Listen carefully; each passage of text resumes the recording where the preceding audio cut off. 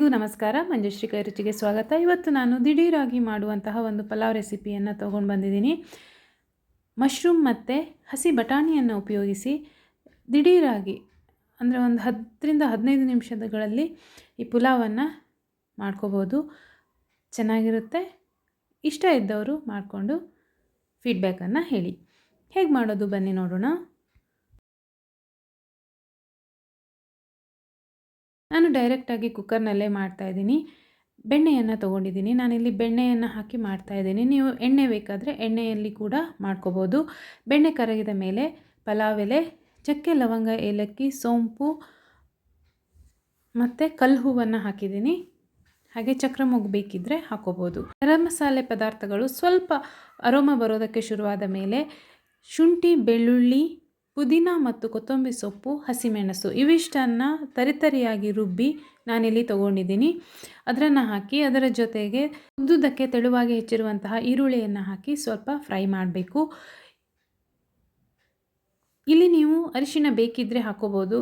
ನಾನು ಅರಿಶಿನವನ್ನು ಹಾಕಿಲ್ಲ. ಈಗ ಬಿಡಿಸಿದಂತಹ ಹಸಿ ಬಟಾಣಿಯನ್ನು ಇಲ್ಲಿ ಸೇರಿಸ್ಕೋಬೇಕು. ಹಸಿ ಬಟಾಣಿ ಸ್ವಲ್ಪ ಜಾಸ್ತಿ ಹಾಕಿದ್ರೂ ನಡೆಯುತ್ತೆ, ತುಂಬ ಚೆನ್ನಾಗಿರುತ್ತೆ. ಇದರ ಜೊತೆಗೆ ಪಲಾವ್ ಪುಡಿಯನ್ನು ನೀವಿಲ್ಲಿ ಸೇರಿಸಬೇಕು.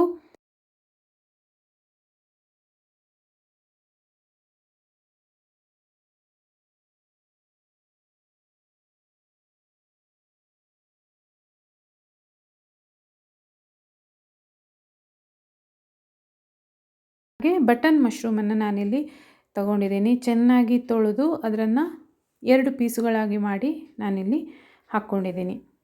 ಚೆನ್ನಾಗಿ ಮಿಶ್ರ ಮಾಡಿದ ಮೇಲೆ ತೊಳೆದಂತಹ ಅಕ್ಕಿಯನ್ನು ಸೇರಿಸಬೇಕು. ನಾನು ಬಾಸ್ಮತಿ ಅಕ್ಕಿಯನ್ನು ತೊಗೊಂಡಿದ್ದೀನಿ. ಬಾಸ್ಮತಿ ಅಕ್ಕಿಗೆ 1 ಕಪ್ ನೀವು ಅಕ್ಕಿ ತೊಗೊಂಡ್ರೆ 1/4 ಕಪ್ ಅಥವಾ 1.5 ಕಪ್ ನೀರು ಸಾಕಾಗುತ್ತೆ. ಅಥವಾ 1ಕ್ಕೆ 1 ಕಪ್ ತೊಗೊಂಡ್ರೂ ಉದುರುದ್ರಾಗಿ ತುಂಬ ಚೆನ್ನಾಗೇ ಇರುತ್ತೆ. ಹಾಗೆ ರುಚಿಗೆ ತಕ್ಕಷ್ಟು ಉಪ್ಪನ್ನು ಹಾಕಿ ಮಿಶ್ರ ಮಾಡಿ 2 ವಿಸಿಲ್ ಕೂಗಿಸ್ಬೇಕು. ಖಾರವನ್ನು ನಿಮ್ಮ ಖಾರಕ್ಕೆ ತಕ್ಕಷ್ಟು ನೀವು ಹಾಕ್ಕೊಳ್ಳಿ. ಹಸಿಮೆಣಸು ಮತ್ತು ಎಕ್ಸ್ಟ್ರಾ ಬೇಕು ಅನಿಸಿದ್ರೆ ಮೆಣಸನ್ನು ನೀವು ಇಲ್ಲಿ ಸೇರಿಸ್ಕೋಬೋದು.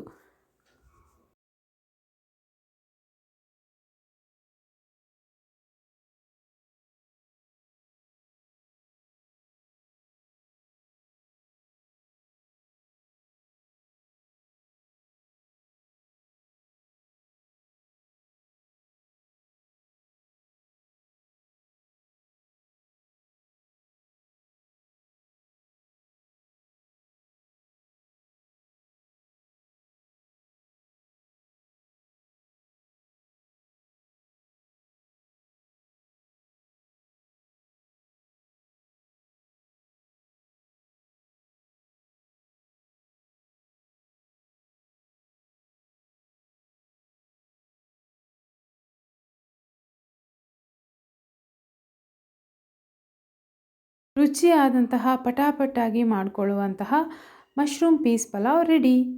ನೀವು ಇದನ್ನು ರಾಯ್ತ ಜೊತೆಗೆ ಸರ್ವ್ ಮಾಡ್ಬೋದು.